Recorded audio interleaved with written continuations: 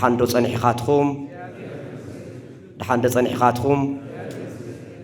آمين أملاخنا እግዚአብሔር مسخاتكم تراخيبنا እግዚአብሔር زعلت زي هيونا قالو كنسمع دمصو دما كنسمع على تسنبت يمو بتعلى تسنبت دما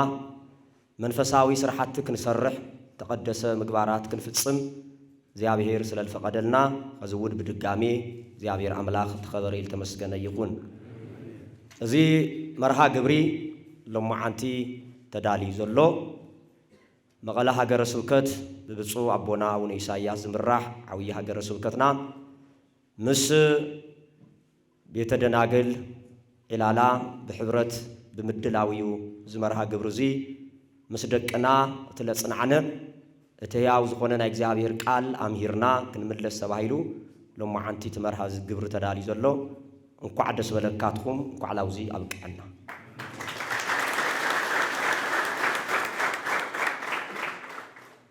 ፕሮግራምና ልተሳኸዐን ልተስተኻኸለን ምንትን ክገብረልና ብጸሎቲና ክንጅምርሞ ኩልና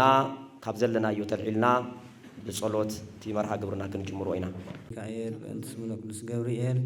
بأنت اسم القدس رفعيل بأنت اسم سرافيل وشرويل بأنت اسم عائلات ملاعيت بأنت اسم نبيات بأنت اسم هوريات بأنت زارقان وسمعيت نيا بأنت اسم القدس عن ذات إلهت نيا بأنت اسم لملهاني عالم نيا بأنت اسم الأجزاء نيا بأنت اسم سلاسية اسم سلاسية تبارك اسم سلاسية تقدس ذكر منفس قدس يبارنا مسوائت عائل تقبله مسوائتنا صلوتنا حسابنا يقبلنا لعدنا سلام فقري حالنا سممعنا يابلنا أو نزل السماء لنا نياغلغلو زمنوم እግዚአብሔር አምላክ ይባርክልና بعدما بتعنا يحلونا ناي مزمور حنت مزمور كنزمرሞ حبيرنا አምላክና እግዚአብሔር كنመስግኒና بقول እግዚአብሔር سبوها تسبها سبوها تسبها سبوها تسبها سبوها تسبها نمسكنو نمسكنو نእግዚአብሔር كلنا نمسكنو نمسكنو نግዚአብሔር مسكون يو تمسكن مسكون يو تمسكن مسكون يو تمسكن مسكون يو تمسكن نمسكنو نمسكنو نግዚአብሔር نمسكنو نمسكن نግዚአብሔር مسكون يو تمسكن مسكون يو አብተመስገን እግዚአብሔር ምሕረት አብተመስገን እግዚአብሔር ይቅርታ አብተመስገን እግዚአብሔር ፍቅር ስለዘሎ ካብ አንደበትና ተመስገን ሁሉ ጊዜ ክንብሎ አምላክና እግዚአብሔር ይፍቀደልና እስተመስገን ንበል ሁሉና ሁሉ ጊዜ ለየሐድገና ለየርስዕና አምላክና እግዚአብሔር ስለዝኾነ ንድቅስ ተኾንና ንልዓል ተኾይና ካሊ ስርዓት ንሰርሕ ተለና ሁሉ ጊዜ ተመስገን ክንብሎ ናይ አምላክና ናይ እግዚአብሔር ቅዱስ ፍቃድ ይኹነልና ስለዚ ካዚ ጸጥና ንብል ካዚ ቀጥታ ላፍቲ ሕያው ቃል ላፍቱ ለዕርፍ ላፍቱ ለጽንዓነ ብኽያትኻ ናብ ስሓቅ ዝቕይር ሓዘንኻ ናብ ሓጎስ ዝቕይር ሕልምና ዝፈትሕ ታሪክና ዝቕይር ናይ እግዚአብሔር ቃል ስለዝኾነ እግዚአብሔር ክናገረና እዩ ተናጋሪ መን እዩ እግዚአብሔር ተናጋሪ መን እዩ እግዚአብሔር ስለዚህ እግዚአብሔር ኣብ ደቅ ሰባት ለሐደረ ቃሉ የመሐላልፍሞ ስለዚህ በሀገረ ስብከትና ለተመደቡልና ናይ ደሞ ዓንቲ መምህር ቆሞስ አባ ወልደ ስላሴ እዮም ዝኾኑ ሶም ከመሩና እዮም ልዕኦም ዘምሩሉ ሩቱ አንደበት አና ድማ እንሰምዐሉ እዝነ ልቦና አምላኽና እግዚአብሔር ይግለጸልና ትልተመሃርናዮ ትምህርቲ ኣብ መወዳእታ ክሓተኩም የሽዶ ስለዚህ ኩልና ላፍቲ ዝመሓላለፍ ላፍቲ ሕያው ቃል ክንኸይድ እግዚአብሔር አምላክ ይፍቀደልና መድረኹ ለወላዲና እግዚአብሔር እንተፈቂዱ እምባታትንኡ ኣናእሽቶን እዮም እግዚአብሔር እንተፈቂዱ ዓመቕቲ ቦታታት ንኡ ሜዳ እዮም እግዚአብሔር እንተፈቂዱ ባህር ኤርትራውን ብሓደ ዕንጨይቲ ከፊልዎ እዩ እግዚአብሔር ክፈቅድ ከሎ ንዳንኤል ካብ አንበሳ ጉድጓድ አውፂዎ እዩ ነዚ ዘውዚ ዘምፀየ አምላክና እግዚአብሔር ናላዛር ካብ መቃብር ዝፀውዕ አምላክና እግዚአብሔር ኣብ ናይ ዝነበረ መንእሰይ ሞይቱ ሓዚኖም ቤተሰብ ቀብሪ ክኸዱ ኣብ መንገዲ ደው ኢሎም ለው ዝነበሩ ሓድሽ ቃል ሓድሽ ብስራት ሓድሽ መልእኽቲ ሓድሽ መድሓኒት ካብ ሰማያት ዝወረደ ካብ ቅድስት ድንግል ማርያም ዝተወልደ ካብ እግዚአብሔር ዝወሃው ካብ እግዚአብሔር ዝዕደል ዝባረኽ ሓደ ቃል ነይሩ ድምፂ እግዚአብሔር ንኩሉ የጽንዕ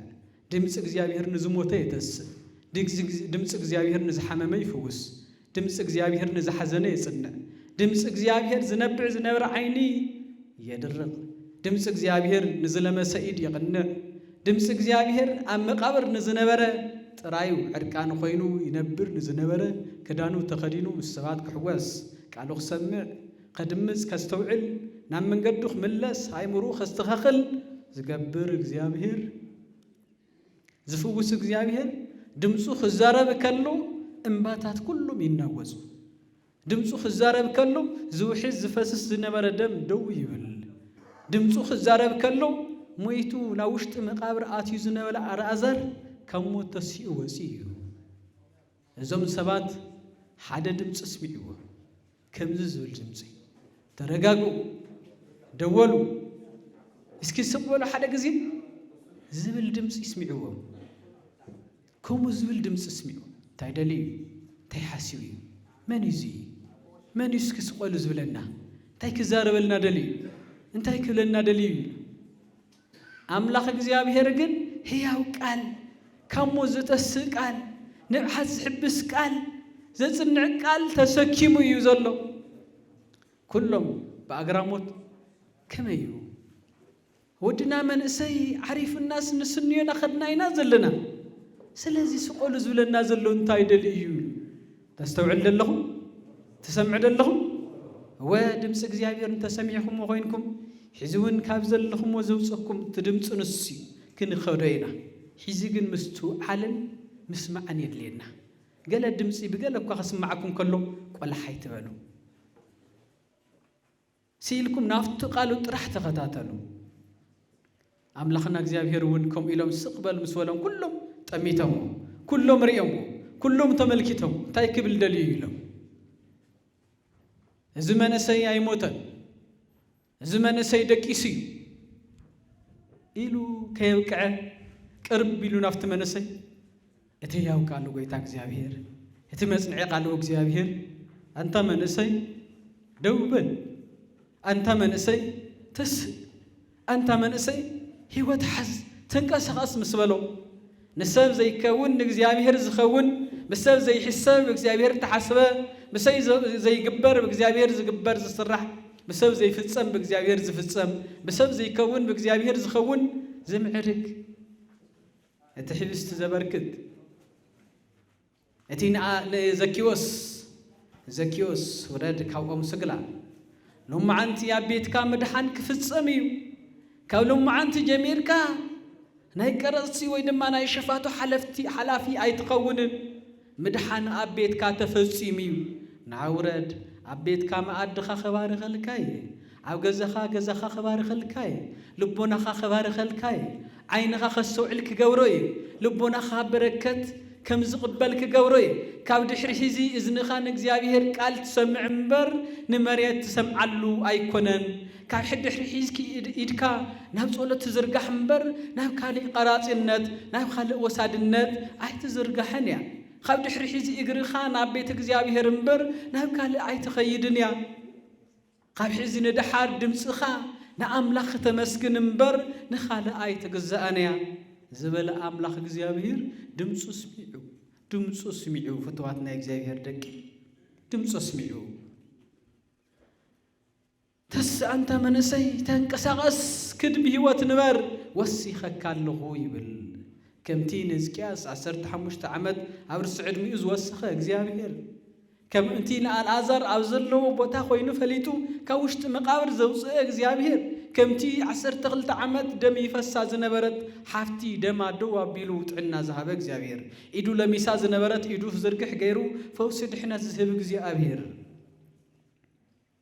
ኣብ መቃብር ዕርቃኑ ይነብር ዝነበረ ያኽለካ ዝወደይ ዕርቃን ካብ ምንባር ኣብ መቃብር ብሰንሰለት ተኣሲርካ ምንባር ያኽለካ ዝወደይ ያኽለካ ይዝወደይ ሒዝስ ቃለይ ተሰምዓሉ ከም ማርያም ቃለይ ተሰምዓሉ ከም አልዓዛር ዝኾነሉ ጊዜ በጽሒ እዩ ዝበለ እግዚአብሔር ነዞም ቤተሰብ ሓድሽ ቃል ሓድሽ ብስራት ይውኦ ተስእሞ ተንቀሳቀሱ ይበልኩም እግዚአብሔር ተስእሞ ይፈታሕ ማእሰሪኹም ይበልኩም እግዚአብሔር ተስእሞ ፍርድኹም ባዶ ይኹን ይበሎ እግዚአብሔር ልቦናኹም ንጹህ ይኹን ይበሎ እግዚአብሔር እዚ ዝገብር እግዚአብሔር ሒዝም በአር ቃሉ ኸስማዓና እዩ ንሱ እዩ ዝመኽረና ንሱ እዩ ዝነግረና ንሱ እዩ ዘምህረና መንዲ ዝፈጠረና እግዚአብሔር ፍትዋት መንዲ ሰማይ ዝፈጠረ እግዚአብሔር መንዲ መሬት ዝፈጠረ እግዚአብሔር መንዲ ኣብ ሕርቲ ዝፈጠረ እግዚአብሔር መንዲ ሰማያት በብ መስርዖምን በብ ቦታኦምን ዘማዕረገ እግዚአብሔር መንዲ ሓመል ማላትን ኣቕጾልትን ኣብ ሕርትን ኩሎም ነፋሳት ኩሎም ኣብ ምድሪ ዘማዕረገ መንዲ እግዚአብሔር እዩ ካብ ዘይ ምንባር ናብ ምንባር ዘምጽና መን እዩ እግዚአብሔር እዩ ሓይሊ ዝሃበ እግዚአብሔር እዩ ጉልበት ዝሃበ እግዚአብሔር እዩ ፍልጠት ዝሃበ እግዚአብሔር እዩ ዝቅድስ እግዚአብሔር እዩ ዘኽብር እግዚአብሔር እዩ ልዕል ዘብል መዓርግ ዝውስኽ ካብ ጉድጓድ እውን ዘውፅእ ንሱ እግዚአብሔር እዩ እግዚአብሔር እንተሰሚዒካ እግዚአብሔር እንተተመልኪትካ ኩሉ ሓይሊ ኣባኻ እዩ ኩሉ ምስትውዓል ኣባይ እዩ ኩሉ ምቅዳስ ኣባይ ቤት መቅደሰይን እግዚአብሔር ክኸውን ስለ ዝተፈጥረ ስለዚ ለዛ ዘላትና ደቂቃ መልዕሌት ርእስና እንገብራ ኣብ ግብረ ሐዋርያት ምዕራፍ 12 ቁጥር 7 ዘለቃል በመልዓል ክንዘራረብ ኢና ንሓዘር ደቂቃ እቲ ቃል ከምዚ ይብል ሰንሰለቱ ካብ ኢዱ ወደቀ ኩልኹም ክትብሉለ ይደሊ ንምንታይ ድዩ ምእንታን ዛዝብላ ዘለኹ ቃል ኣባኻትም እውን ክትፍጸም ስለ ዝደልያ እዩ ሰንሰለቱ በሉለይ ሰንሰለቱ ካብ ኢዱ ወደቀ እቲ መቁሕ ካብ ኢዱ ተፈትሐ ፍታሕ ካብ እግዚአብሔር ረኸበ እዚ ቃል እዚ ዝጽሓፈ ቅዱስ ሉቃስ እንትኸውን ነዚ ስራሕ እዚ ነዚ ሓይሊ እዚ ዝሃበ ግን እግዚአብሔር እዩ ቅዱስ ጴጥሮስ ንኣምላኽ ንእግዚአብሔር ከገልግል ኣብ ዝተመርጸሉ ጊዜ ንኣምላኽ ክልኣኽ ኣብ ዝተልዓለሉ ጊዜ ቃል ኣምላኽ ተሰኪሙ ኣብ ዝንቀሳቐሰሉ ጊዜ ካልኦት ንዕኡ እውን ነቲ ቃል ንሱ ናብ ህዝቢ ከይመሓላለፍ ናብ ህዝቢ ከይበጽሕ ዝደልዩ ሰባት ነይሮም ሽዑ ጎይታ ካብ ሰማይ ወሪዱ ካብ ቅድስቲ ድንግል ማርያም ተወሊዱ ኣብዚ ኣድሒኑና ካብ ጸላም ናብ ብርሃን ኣውፅዩና ቅዱስ ስግኡ ክቡር ስግኡ ክቡር ደሙ ሂቡና ቅዱስ ስግኡ ክቡር ደሙ ሂቡና ዝብል ቃል ኢየሱስ ክርስቶስ ጥዑመ ስም ለዘይጸውዖ ህብስተ ሕይወት ለዘይበልዖ ጽዋዕ መድኃኒት ለዘይጸምዖ ዝብል ቃል ኣብ መሬት ንኸይዝረብ ናይ ክርስቶስ ድሕነት ኣብ መሬት ንኸይስበኽ እንቅፋት ኮይኖም ዝነበሩ ሰባት ነይሮም እታ ልሳንሳ ዝተዛረበት ልሳን ንኽትዕፀ እታ ቃል ንሳ ዝተዛረበት ኣንደበት ንኽትቁረፅ እታ ክሳድ ክትቁረፅ እታ ኢድ እውን ክትእሰር እቲ ሰብ ካልዋቱ ክጠፍእ ዝደልዩ እኒ ሄሮድስ ዝበሃሉ ንጉስ ሄሮድስ ነይሩ እቶም ህዝቢ ድማ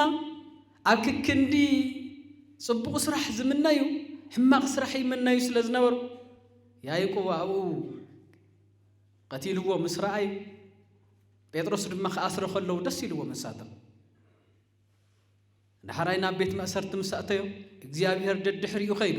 ጴጥሮስን እግዚአብሔር ይፈልጥ ስለ ዝነበረ እቱ ናይ እግዚአብሔር ወዲ ኣብ ዘለኻዮ ቦታ እግዚአብሔር ኣሎ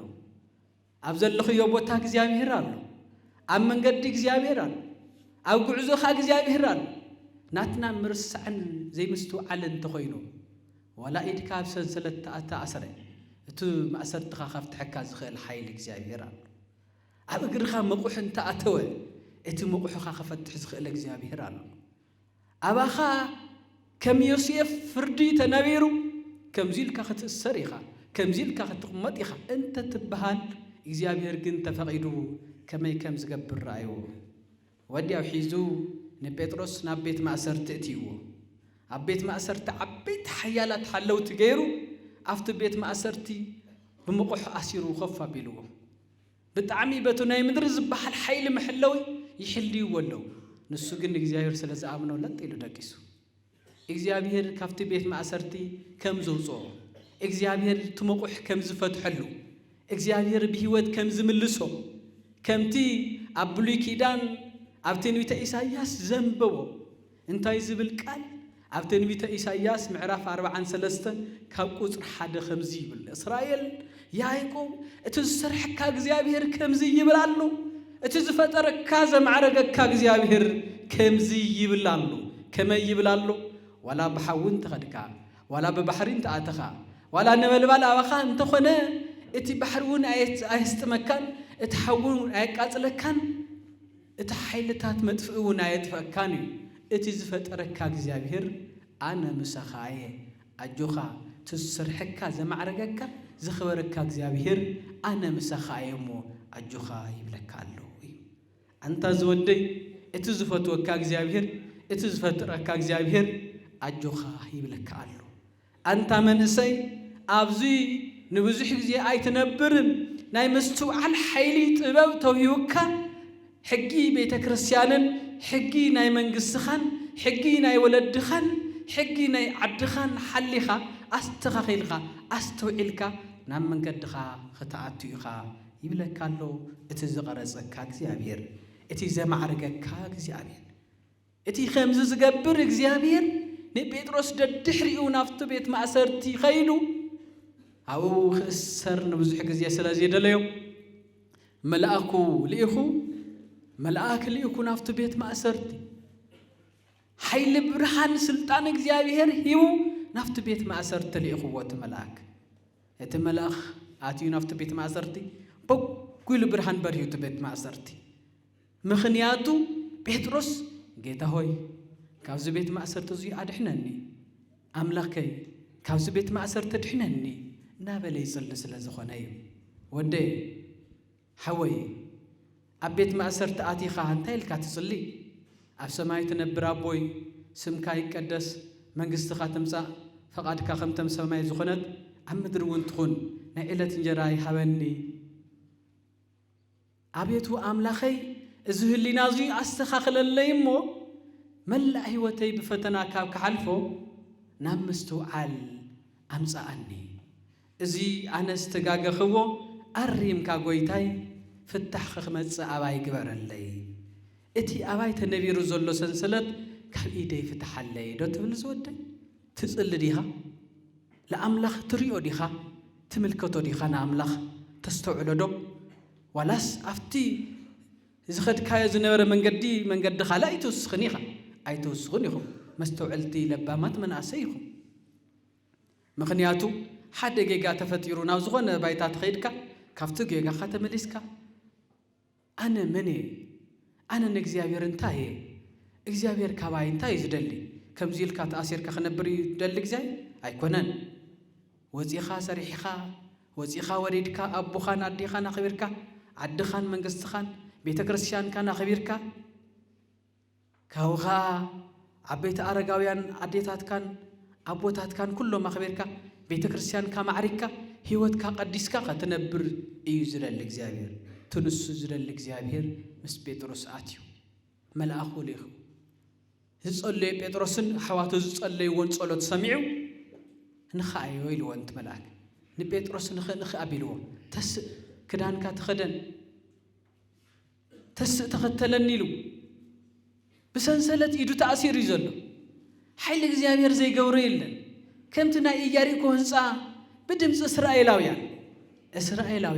7 ግዜ ዝርዋዕ ኢያሪኮ ኢልዎ ሸውዓተ ጊዜ ዜረዋ እያሪኩ ሸውዓተ ጊዜ መስዘርዋ በሉን እግዚአብሔር ምስጋና አቅርቡ ይልዎ ጥይት አይተኮሱን መሳሪያ አይተኮሱን መድፈዕ አይተኮሱን ካለ ድሽቃ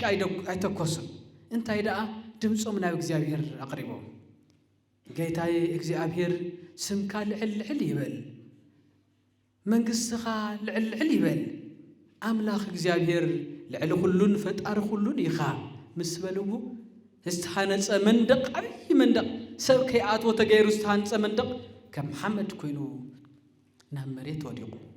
እቲ ሸውዓተ ጊዜ ዝሩ ሸውዓተ ጊዜ ምስጋና ዕልልታ አቅርቡ ማለት ፍጹም ረድኤት ናይ እግዚአብሔር ሸውዓተ በሃበ ዕብራውያን ፍጹም ውእቱ ይብል ፍጹም ሸውዓተ ቁጥሪ ሙሉእ ቁጥሪ በዕብራውያን ፍጹም ድሕነት ፍጹም ሓይሊ ፍጹም ጸጋ እግዚአብሔር ከም ዝሕደረ ንማለት እዩ እግዚአብሔር ከም ገይሩ ኢያሪኮ ህንፃ ዘውደቐ እግዚአብሔር ናይ ጴጥሮስ ሰንሰለት ድማ ካብ ኢዱ ናብ መሬት ጠቢላ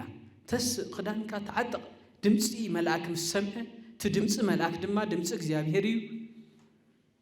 እቲ ሓይሊ ካብ እግዚአብሔር ዝተውሃበ ሓይሊ ስለ ዝኾነ እቲ መልአክ ካብ ባዕሉ በጊስዎ ዘይኮነስ ካብ እግዚአብሔር ዝረኸቦ ስለ ዝኾነ ነቲ ሰንሰለት መቸስ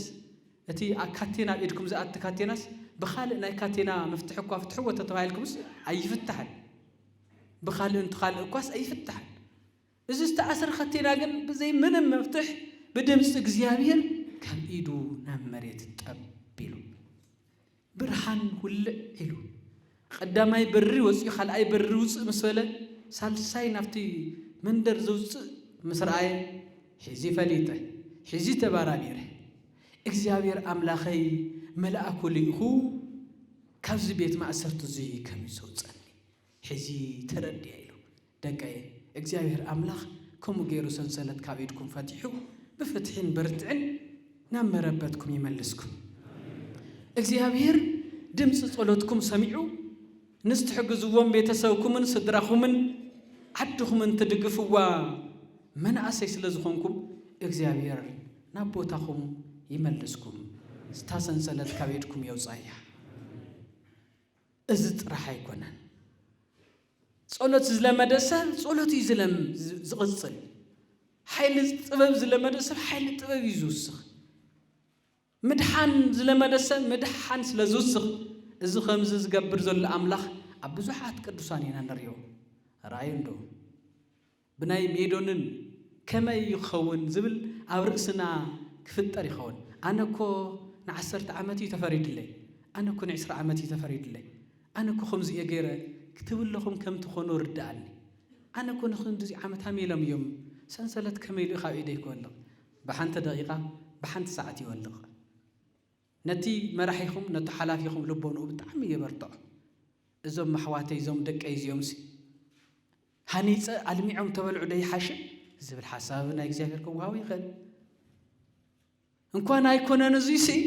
እንታይ ይፈትሕ እግዚአብሔር እንተይልኩምኒ ናብ ዳንኤል ክዱ ዳንኤል ብርቱዕ እግዚአብሔር ዝፈቱ ዘፍቅር ሰብ እዩ ነይሩ ነቢይ ዳንኤል እግዚአብሔር ዝፈቱን ዘፍቅርን ንእግዚአብሔር ብምሉእ ልቡ ብምሉእ ሓይሉ በኩለመንኡ እግዚአብሔር ዝፈቱ እዩ ነይሩ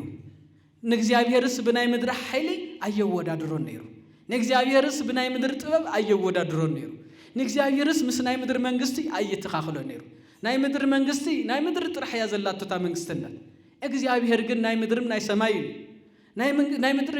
መንግስቲ ናይ ምድሪ ሓይሊ ጥራሕ እያ ዘላቶ እግዚአብሔር ግን ነቱ ናይ መንግስቲ እውን ነቱ ናይ ሰማይ እውን ነቱ ናይ ምድሪ እውን ነቱ ዝፈጠረ ኩሉ እውን ሓይሊ ዝህብ ሓይሊ ዝዕድል ሓይሊ ዘጎናጽፍ ንሱ እግዚአብሔር እዩ ዋላቲ ንጉስ ንዘለዓለም ይነብር ይነብር ከም ሰብ ይዓርግ ከም ሰብ ይሓመም ይሞት እግዚአብሔር ግን ንዘለዓለም ይነብር እግዚአብሔር ግን ንዘለዓለም ሕያው እዩ ሓይሊ እግዚአብሔር አይቅነስን ሓይሊ መንግስቲ ግን ክቅነስ ይኽእል ሓይሊ ሰብ ግን ክቅነስ ይኽእል ጥበበኛታት ክቅነስ ይኽእል ጥበብ እግዚአብሔር ግን አይቅነስን ምስትውዓል ጥበበኛታት ክቅነስ ይኽእል ጥበብ እግዚአብሔር ግን አይቅነስን ፍትዋት ናይ እግዚአብሔር ደቂ እግዚአብሔር ብጣዕሚ ይዝፈትወኩም እግዚአብሔር ዝጸልኦ የለን ማርያም መግደላዊት ተሪኢኹማ ከመይ ከም ዘውትውስ እርዳየ ማርያም መግደላዊት ዘመና ሙሉእ ብዝሙት ትሕልፍ ዝነበረት ሓፍቲያ ነይራ ማርያም መግደላዊት ሰውነታ ንምድሪ ዘግዘአት ብትምክሕቲ ትነብር ዝነበረ ከማይ ዝበለ መልክዕኛ መን እዩ كما يزبل منيو اندابلت عم مدري بملكعة مكح زنبرت كما يزبل سبسن حساري أنا ملكعناي بعلا نملكع ملكع خمس وسخت كم إلى تنبر زنبرت سابيا نجار جن እግዚአብሔር ኃይሉን تعرفሉን ማንም ሰው ግን ይንብርከኸዩ ነው ናእግሩ ጥበቡን ተይው ግን ይንብርከኸዩ እታ خمس ዝብል ትብል ዝነበረት ግን ናእግሩም ጽዩ ነብዓ በነብዓ ታፍሲሳ እግሩ ከተሐጽብ በጨጉራ ከተሕብሱ ሽቶ ክትገብረሉ ገይሩ ጽውይዋ ንሳ ግን ከም ኢላ ደሐሲዋቶ ነራ ናብ እግዚአብሔር ክምለስ የሞ ከምዚ ኢለ ክነብር ኢላ ሓንቲ መዓልቲ እውን ሓሲዋቶ ይትፈልጥ ነራ ስለዚህ አብናይ ምድሪ ብናይ ምድሪ ተሐሳስባ أنا كم زبالة سرحية سريحة كما إلو سلسلتنا تيك فتح بحانت جزي بحانت دقيقة فتح يخيل رأيونا دانيال برتعن لبامن مستوى علن نتو محواتو أناني أزاريان كوازس نخستو علو زمكر زمعد زنبرة برتع دبي نيرو نحرا يفتو جزي نسو نتو نقصون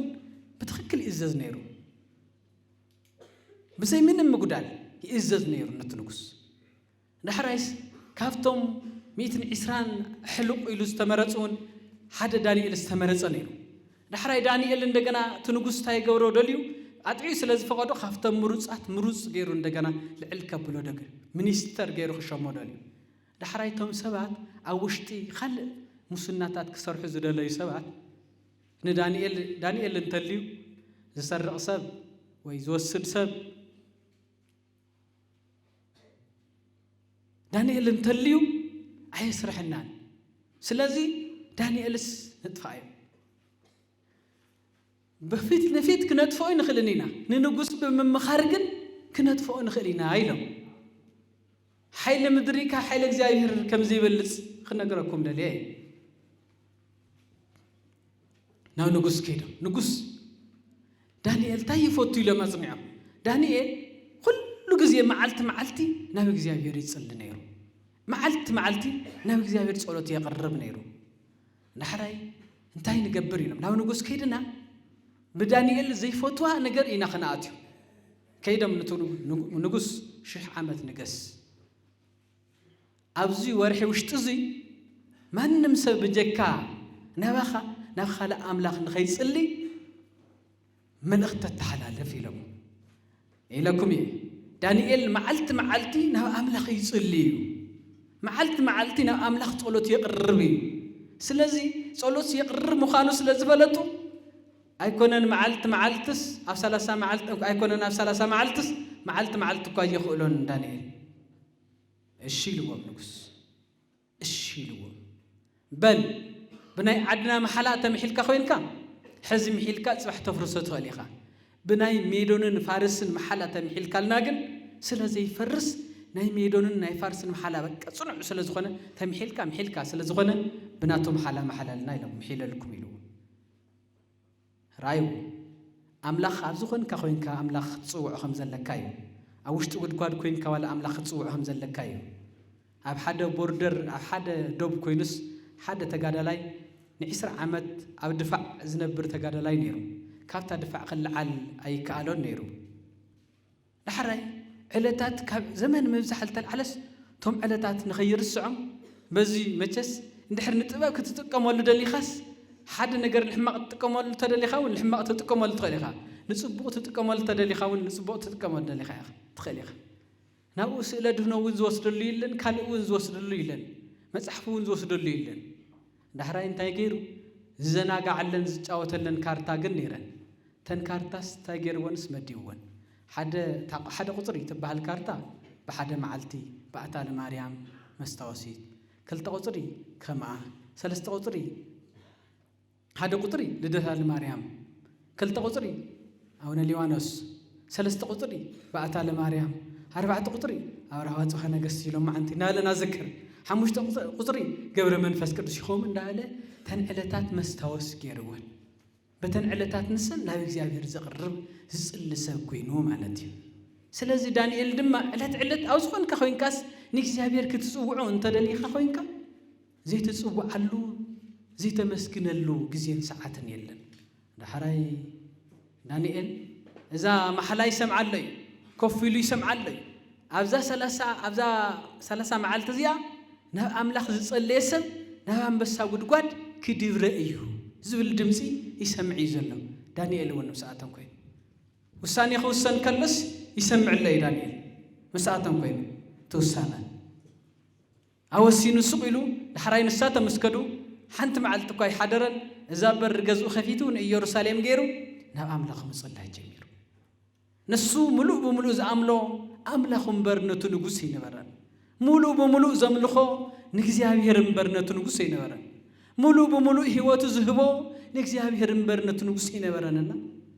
ጸሎት ምስ ጸለየ ይከታተልዎ ስለ ዝነበሩ እቶም ሰባት ከይዶም ተኸታቲሎም ወዲያው ነቱ ንጉስ ፀውዮም ንጉስ ዳንኤል ትእዛዝካ ተጣሒሱ ጽሒሱ ዳንኤል ትእዛዝካ ተሓላሊፉ ኣብዙ 30 መዓልቲ እዙይ ጸሎት ከይትገብሩ ናብ ካልእ ኣምላኽ ኢልካስ ንሱ ግን በሩ ኸፊቱ ናብ ኢየሩሳሌም ናብ ኣምላኹ ይጽልሎ ኢልዎ ብናይ ፋርስን ሜዶንን መሓላ ስለ ዝመሓለ ዳንኤል ኣምፂዎ ኢሉ ኣምፂኡ ናብ ናይ ኣንበሳ ጉድጓድ ኣትይዎ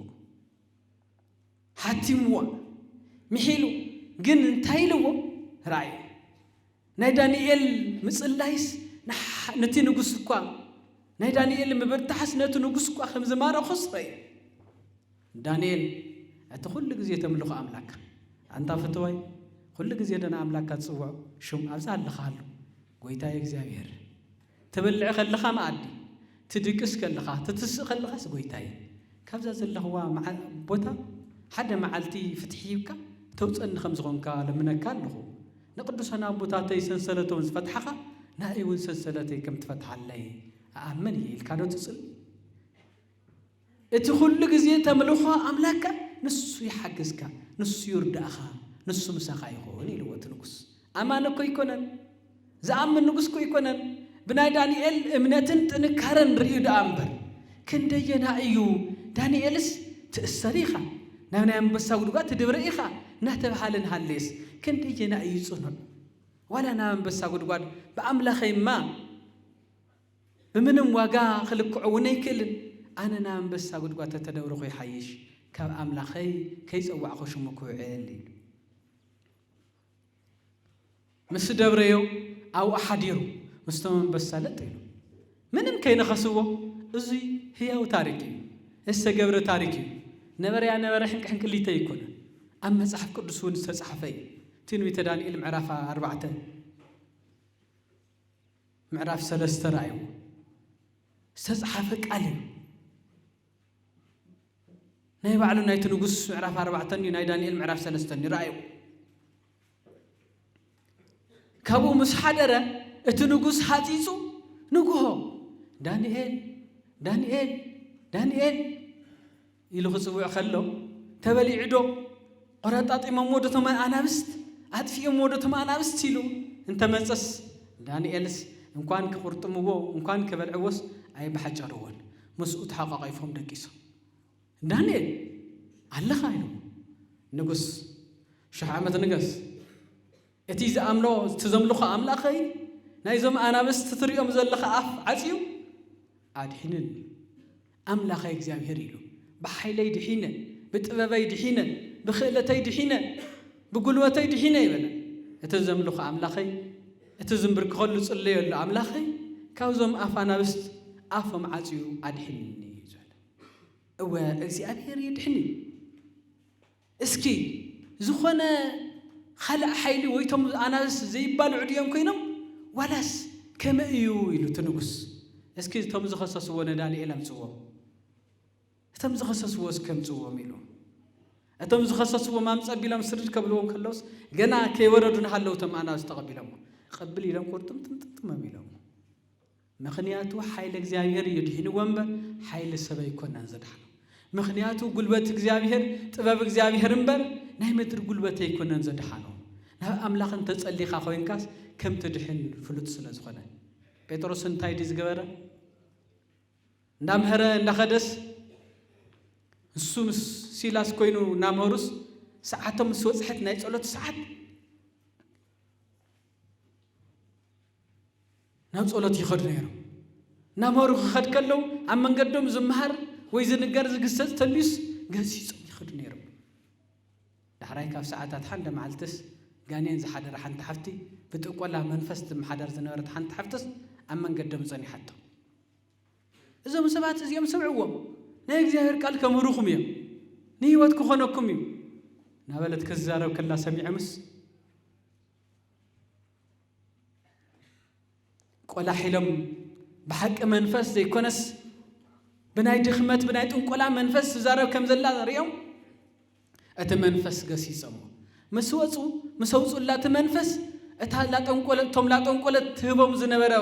ዝነበሩ ሰባት ተቆጢዖም ናብ ቤት ማእሰርቲ ደብሪዮሞ ኣብ ቤት ማእሰርቲ ምስኣተዩ ኣብ ቤት ማእሰርቲ ኮይኖም እውን ጸሎት ምጽላይ ጀሚሩ እግዚአብሔር ሆይ ካብዚ ቤት ማእሰርቲ እዚ ውፀና ሓይልኻ ለኣኸልና ጥበብካን መጎስካን ለኣኸልና ምስ በሉስ ብዝማሬ መልክዕ ጸሎት ምስ ጸለዩስ እቲ ቤት ማእሰርቲ ቦጉኢሉ ብርሃን ወርዩ ካብ እግዚአብሔር ዝመጸ ብርሃን እቲ ሓላዊ ቤት ማእሰርቲ እስረኛታት ድዮም ኣምሊጦምለይ ኢሉ ሰይፈልዒሉ ክሳዱ ከቐምጥ ምሰለ ሓንቲ ነገር ከይትገብር ንሕና ኩለና ኣለና ኢና እዚ ብርሃን እዙይ ናይ እግዚአብሔር ደኣ እምበር እናትና ብርሃን ኣይኮነን ኢሉ ኣንቲ ፍትዋት ናይ እግዚአብሔር ደቂ ከምቲ ዮሐንስ አፈወርቅ ዝበሎ ናብ ጉድጓድ እንተደብረ ዩኑስ ቅዱስ ዳንኤል ይረአየኒ ናብ ውዑይ ማይ እንተደብረ ዩኑስ ኣናኒ አዛርያ ሚሳኤል ትዝ ይብሉኒ ሓይሊ እግዚአብሔር ኣባቶም ሓዲሩ ኢሉ ስለዚህ ፍትዋት ናይ እግዚአብሔር ደቂ ሰንሰለት ካብ ኢድኩም እግዚአብሔር ከውፅኦ እዩ ክባርኸኩም እዩ ኮታ እንታይ ምዃን ደኣ የድሊ እንተኢልኩም ኮይንኩም ዛዝ ተዋወትኩም ሰዓትን ግዘን ኩላ ናብ እግዚአብሔር ኣቕረብዋ ጸልዩ ኣብ ዘለኹም ኮይንኩም ጸልዩ እግዚአብሔር ኣድሕነና በሉ ካብ ናይ ምድሪ ሓይሊ ናይ እግዚአብሔር ሓይሊ ተኣማመኑ ካብ ናይ ቤተሰብ ሓይሊ ናይ እግዚአብሔር ሓይሊ ተኣማመኑ ካብ ናይ ሰብ ብዙሓት ናይ እግዚአብሔር ጥበብን ሓይልን መጎስን ተኣማመኑ ከምኡ እንተጎይርኩም ኮይንኩም እግዚአብሔር ብሓቂ እየ ዝብለኩም ሰንሰለት ካብ ኢድኩም ከውልቐልኩም እዩ ካብ እስራትኩም ክፈትሐኩም ብርግጽ እየ ዝብለኩም እግዚአብሔር ይፈትወና እዩ ይፈትወኩም እዩ እግዚአብሔር እዙይ ከምዚ ሕማቕ እዩ እግዚአብሔር ከምዚ ዝበለ ይፈትወን እግዚአብሔር ከምዚ እዙይ ቀይሕ እዩ እዙይ ጸሊም እየ ይብልን ንኹልና እዩ ዝፈትወና እግዚአብሔር ይመጻኢኩ እፀውእ ጻድቃነ ኣላ ኃጥኣነ ለንስሐ ጻድቃን ክጽውዕ ይኮንኩን ዝመጻኹም እቶም ደካማታትን እቶም ኃጢአተኛታትን ናብ ንስሐ እየ ኣብ ዘለኻዮ ኮይንካ ናብ ኣምላክካ ተናዘዝ ናብ ኣምላክካ ጸሊ ዳሕራይቲ ጉልበት ዝህብ ጥበብ ዝህብ እግዚአብሔር ንኹልኹም ብሓቂ እየ ዝብለኩም ንኹልኹም ምናልባት ብናይ ሕዚ እውን ብናይ ሰበት ተሓሳስባ ሰብ ክሓስብ ይኽእል ኣነ እኮ ክንዙይ መዓልቲ እየ ተባሂለ ኣነ እኮ መዝገበይ ከምዙይ ዝበለ እዩ ብናትካ ብናይ ምድሪ መዛጋገባ ብናይ ምድሪ ፀሓሕፋ ኸም እዩ ብናይ እግዚአብሔር ፀሓሕፋ ግን ጽባሕ ንግሆውን ኩልኹም ነቶም መራሕትኹም ሓደ ነገር ናይ ፈትሒ ቃል ሂቡ ኣውፅዎም ኩሎም ናብ ስራሕ ይእተው ልምዓት የልምዑ ናብ ወለዶም ይተሓወሱ ብይቅርታ ብምሕረትን ይኹነሎም ይበለና እግዚአብሔር ከምኡ ክብል ይኽእል እዩ እግዚአብሔር ከምኡ ክብል ኣጀኹም ጥራሕ ብርቱዓትን ጽኑዓትን ኩኑ ጥራሕ ተስፋ ዘይትቆርጹ ጽኑዓት ኩኑ ጥራሕ እንታይ ትኾኑ የብልኩምን በብዕለቱ ዘይትጽልዩ ዘይተመስግኑ ክትኾኑ የብልኩምን እንጀራኹም ስኢልኩም ድርግም ስኢልኩም እቱ ኢልኩም ቁርስ ሰቢልኩም ኣይትብልዕዎ ጸልዩሉ በስመ አብ ወልሉ በስመ አብ በስመ ወልድ በስመ መንፈስ ቅዱስ ይባረኽ በልዎ ኣብ ክሳድኩም ዘሎ ማዕተብ ንማዕተብነት ንምልክትነት ጥራሕ ኣይትጠቀሙሉ ንውሽጥኹም ዝገልጽ ክኾን የው ክርስትናኹም ንክርስትና ህይወት ምንታን ክኸውን ኣብ ዘለኹም ኮይንኩም ብኑዛዜ ናብ እግዚአብሔር ቅረቡ ዝረኸምኩሞም ኣቦታትኩም ኣቦይ ኣነ ደካማየ እሞ ይቅር በለኒ ኣምላኸይ ኃጢአተይ ኣንጽሐኒ ከም በረዳ ጻዕድወኒ በሉ እግዚአብሔር ቃልኩም ክሰምዓዩ ብሓቂ እየ ዝብለኩም ኣነ ሙሉእ ተስፋ ኣለኒ ሙሉእ ተስፋ እየ ዝብለኩም ብስሩ ሓንቲ ዋላ ጥርጥር የብለይ ኩልኹም ኣብ ቀረባ መዓልቲ ከም ትወፁ ኩልኹምስ ኣብ ቀረባ መዓልቲ ከም ትወፁ ኣነ ተስፋ ኣለኒ እግዚአብሔር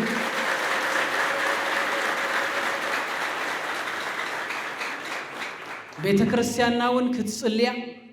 ቤተ ክርስቲያንና እውን ክትመኻኸርያ ቤተ መንግስትና እውን ክመክር እዩ መንእሰይ ከምዚ ጌርካ ዕጉድ ኣቢልካ ጥራሕ ብምቕማጥ ጥራሕ ኣይህነፅን እዩ ሓኒፅካ ቀሪፅካ عدنا كمي يخطون هم تلوا من مخارون يدلي من أسي النتو بمأسار تودي وخينو تاي دحري وزين تاي ربح اللو برتعيو تتأكميخا بتحمي ناي حدا إن كان يكونكم النايزيز أخلو من أسيس حدا من أسيس أين النعقن خاف ذكرمكم حدا من أسي أب لبي حدا من أسي أب بيت كريستياني حدا من أسي أبزاك عدي أبزاك بابيي حدا من أسي أب بيت كريستياني زحبوت اللو قويتا يجزيابير كميلو خمس مصدر يخمو 9 نقدر ملائكة قديفوس نايك إلش مزيو نايك إلش ناخم كلش نزت أفودو خلش 9 ملائكة قديفو مزيو حدا أدم نخلش مزيو يلشكالو تودي እግዚአብሔር ይልሸካሉ አጋጣም ኮይኑስ ረኺቡክ አጋጣም ኮይኑስ ረኺቡኩም በሐቅ የዝብለኩም ደጊመ ኽብለኩም ደሊ በሐቅ ዝብለኩም እግዚአብሔር ዝብሎ ኾን ይኽእልዩ ኣብ ሓጺር እዋን እግዚአብሔር መፍትሕ ገብረልኩም እዩ ኣብ ሓጺር እዋን እግዚአብሔር ኃይል ጥበብ ክህበልኩም ልቢ ዝዕድል ልቢ ዝባርኽ نبوتات قدسنان حيل منفسن صنعتن زهب እግዚአብሔር ግን ክብለካ ዝደሊ አንተ ሕያው መንእሰይ አንተ የዋህን ርህሩህን መንእሰይ አንተ ንዲኻ ኳዝ አዲኻ ካብት መውትስ አነ ኸመውት ትብል ብርቱዕ መንእሰይ አበይሎ ተሓይልኻ አበይሎ ተምስተዋልካ ናብ ካልአይትቶ ዘወደ ናብ ካልአይትቶ ምስተወፂኻ ተወፂኻ ዓለም ታትወፀላ አይድካ ከተልምዕ የዘደልያ ታትወፀላ እግርኻ ከተልምዕላ የዘደልያ ታትወፀላ ርእስኻ كيتكفافل الله እግዚአብሔር እሱ ህይወት የውሉን ይሉ ጳውሎስ ወን ካብ እግዚአብሔር ተቀቢሉ አነ ዘ አጵሎስ አነ ዘ ጳውሎስ አነ ዘ ቸፋ ዝብል ደምሲስ ወይ አነ ዘ እግዚአብሔር አነ ናይ አቦይ ናይ ቤተ ክርስቲያነይ ናይ ዓደይ በሓድነት ሕብረት እንበር ምፍልላይ እስኪ ይርአይዋ እንደዛ ኢደ ዘዓባ ኢደ ዚአተ ተቆሪጻሲ እዘን ኢደ ይከባዶ አይ እከባን መከብ ይብለን ጾይ ለኸምስ ገረ خدግፈ خبلع ተኮይነ እንበር አይ እከባን أنا النسخمن زي تأكلنا الله بيتك خميلات قنعتولو أنا النسخمن زي حسبنا الله زي برتعنا الله زي استوعلنا الله عدخ خميلات قنعتولو نستوعلنا لبا ما تنهلنا بتخكل يزولكم زخونا جيجا خد فتر تلكاس أقدمك خد حسول لك تجيجا مفتارك حمق خمس خونه تجيجا مسرح حمق خمس خونه كم زي يدحن ولا ما نم سلا زخونه كعبد حرحي زله اللي ناخم مسوسهم كاوزي مسوسهم مالتي توصيهم لكم يكون السوء من تفسر حنت ولا كم يتس 10% لا تكاتتولوني حنت % ولا استرطر يا بالليل كتوصيهم زبل امنتي زلنا باي زل امنت ابي تكرسيانه زلو امنت نمخنياتو او زصومزي ازم ابزي كله تاكيو زلو خاب قداماتون كاب هاجر سبكتناون كاب ادواراتون كاب استفلالي ايات كريستيانات مزي زلو ملእኽቲ ሒዙ خدي እንታይ ዝብል ንመንግስትና ኃይሊ ጥበብ ሃቦ ንመናእሰይና ኃይሊ ጥበብ ሃቦ ንደቅና ሞገስን ጥበብን ሃቦ ንተኣስሩ ከዓ መፍትሕ ሃቦ استحنت ሕቶ ሓተኩም የሞ ከመይ ጌርኩም ከም ትምልስዋ ናይ ፍቅር ሕቶ ሓተኩም ምክንያቱ ቤተ ክርስቲያን ከም ትጽሊ ገለገለ ሰባት ንቤተ ክርስቲያን ንምውዳቕ ነታ ኩሉ ትጽሊ ገለገለ ይብሉ የሞ ሓንቲ ነገር ጸሎትክ ሓንቲ ምሳሌ ክነግረኩም ሓደ ቦስ كلت دق وليدو خلت والد وليدو كلت والد مس ولده كلتين عقاطام خوينو نعتن دعوين هلوس تابعل تجزؤ بزي ناي موت تفليا وموت تفليا تحفتو دحريا انا نزندق كعبنبر كاله ايتون كاله ايمصنيلو دحراي كم مسوله دعبيه بموغس بطبب نامخره سنه مغارنا تحزن مسعبيه مرعى عقم هيوان بزيحه نمرعى مسوصحه نتحنتي نحرستاي امرعيوه نتحتن دما نزيش ناي شخلا سرح حترو شخلا وانجا صحلي قله خموتات زبلو نسرح مرعيوه دحراي مسو مرعين حدار مسوصا دحر غزا نااتن كيدو كحتن كطيقن كيدو دحراي نفت حرستاي سبايا كيدا خيدو مجمريا ساي عباي زغالي زمدك كما يلخم يلو املاخ يمسكن ابونا صبق لنا صبق اينا زلنا ነገር ግን ሒዚ ክትጽልየልና እንደልልና እዩ እንታይ እخلنا ሁሉ ናመረ ተፍሲስና ይነና ዘሪና ይለና ስለዚህ እግዚአብሔር ዝናብ ክህን ምድርሞ እቲ እخلنا ኸውቅልስ ክትጽልየልና ደሊናለና አይለም ናማቲከ ፈኑ ሃበ ዘይት ፈቀድ መካ ናፍቲ ዝናብ ዘድልዮ ዝናብ ናፍቲ ፀሓይ ዘድልዮ ፀሓይ ፍትሒ እዚ ቤተ ክርስቲያንና ናይ ፍትሒ በዓልቲ ቤት ኮይና ፍትሒ ንኽነግስ ተምህር ዓዶ ጥበብ ዓዶ ስልጣነ ዓዶ ምዕባለ ዓዶ ብርሃን ቤተ ክርስቲያን እያ ገለ ሰባት ናይ ምድሪ ፍልስፍና ጥራሕ ብምሓዝ ናይ ምድሪ ጥበብ ጥራሕ ብምሓዝ ፈንጠርጠር ክብሉ ሰብ 4 እግሩ ነይሩ ይብሉ 4 ተነይሩ እግሩ ሒዝ ደኣ ተኾይኖም 3 እዩ እግሩ ኢሎም እንደገና ሰብ ካብ ሂወይ መሰል ይመጽኡ ይብሉ ሰብ ካብ ሂወይ መሰል ተመጽ ኮይኑ ደኣ ተኾይኑ ይህዚ ካብ ሂወይ ላብ ሰብ ዘይቅየር ሰብ መሬት ያ ከምዚና ትዘር ይብሉ ተኾይና ደኣ ኣፍ ደገ ገዛና ዘይትቅየር ወይ ሰሜን ነርና ናብ ደቡብ ዘይንኸዳኣ ተኾይና ኢና ፍልስፍና በይና ጥበብ እግዚአብሔር ዘይብላ ዝሞተት እያ ማሕበራዊ ሚድያ ብዙሕ ንቤተ ክርስቲያን ንምውዳቕ ከም ብዙሕ ባሕጠርጥር ዝብሉ ዘይብሱላት ዘይብርቱዓት ጥበብ ኩሉ ዘይተገለጸሎም ሓደ ሰባት ኣሎ ቤተ ክርስቲያን ኣይትወድቅን ምኽንያቱ ግለሰብ ኣይኮነን ዝሃነጻ እግዚአብሔር እዩ ዝሃነጻ እግዚአብሔር ዝመሰረታ ክርስቶስ ብደሙ እዩ ዝመሰረታ ታ ክርስቶስ ብደሙ ዝመሰረታ ቤተ ክርስቲያን ትጽልየልኩም ኣላ እያ ሕዝውን ትጽልያ ኣብ ቤት ማእሰርቲ ዘለው ኣብ የብስ ዘለው ኣብ ባሕሪ ዘለው ኣብ ንግዲ ዘለው ኣብ ሕማም ዘለው ደቀሱ ኣብ ስራሕ ዘለው ኣብ መርዓ ዘለው ኣብ ዝተፈላለዩ ስራሕትታት ዘለው ጸሎት ትጽሊ ቤተ ክርስቲያን በብዕለቱ የዘለኩም ዘለው ቅዳሴ ኣብ ዝቅደሰሉ በእንተ ቅድሳት ኢላ ትጽሊ ኸላ ቤተ ክርስቲያንና እዚ ጸሎታት እዚ ሁሉ ትጽልዩ ረአይንዶ ቤተ ክርስቲያንና ከመዲያት እዚ ውእቱ ጊዜ ባረኮት ኢላ ተምጽ ኸላስ እግዚአብሔር ከመገሩ ጸጋ ከም ዝዕድል ደኸነግረኩም ተህዎ ምህረት ለሚካኤል ወብስራት ለገብርኤል ወሀብተ ሰማያት ለማርያም ድንግል ምህረት ለሚካኤል ተዋሃዩ በስራት ለገብርኤል ተዋሃዩ ሀብተ ሰማያት ድማ ለማርያም ድንግል ተዋሃዩ ንቅዱስ ዮሐንስ ድንግልና ተዋሃዩ ንቅዱስ ጳውሎስ መልእክት ተዋሃዩ ንቅዱስ ጴጥሮስ መፍትሕ ተዋሃዩ ስለዚህ ቱ መፍትሕ ዝህብ እግዚአብሔር መፍትሕ መንግስተ ሰማያት ዝህብ ንዓናውን መፍትሕና ህይወትና መንገዲ ብርሃንና ህይወትና ከህበና ይሙ ከይትድንግጹ ከይትፈርሑ አይዞኹም ኣብ ዘለኹም ኮይንኩም ግን ጸልዩ ኣብ ሓጻር እዋን ድምፂ መውጻኹም ድምፂ ምጽሓ ምድሓንኩም ከስማዓና እዩ ተሰንሰለትና ኢድኩም ክወርድዩ እግዚአብሔር ምሳኹም እዩ ኣጅኹም በርትዑ ጽንዑ በርትዑኹም ጥራሕ ካብ ዘለኩም በብዕለቱ ከይትቅንሱ ማለት ሞራልኩም ኣይውደቕ ኣነ ከምዚ ኢልኩም ዓመታት ብምድርዳር ኣይተውደቑ እግዚአብሔር ምሳኹም ኮይኑ ፍትሕን መድሓኒትን ክህይሞ ተንኩሎም ቅዱሳን ኣቦታትና ዘበርትዕ ኣምላኽና እግዚአብሔር ምሳኻትም እውን ይኹን መፍትሒኡን ጥበቡን ፍታሑን ይሃብኩም ሰንሰለት ካብ ኢድኩም የውርዶ ፍታሕ ናባኻትም ይምጻእ እግዚአብሔር ምሳኻቱ ሓይሉ ይንብረልኩም ንቅዱሳን ኣቦታትና ዝረድአ እግዚአብሔር ጸሎት ቤተ ክርስቲያን ጸሎት ቅዱሳን ጸሎት አዴታት አቦታት ኩሉ ተቀቢሉ መፍትሕን ሰላምን ፍቅርን ንሃገርን ንቤተ ክርስቲያንን ንሰብን ሁሉ ያዕድለና እግዚአብሔር ተሰንሰለት ካብ ኢዱ ወደቀ ክብል ከሎ ተሰንሰለት ካብ ኢድና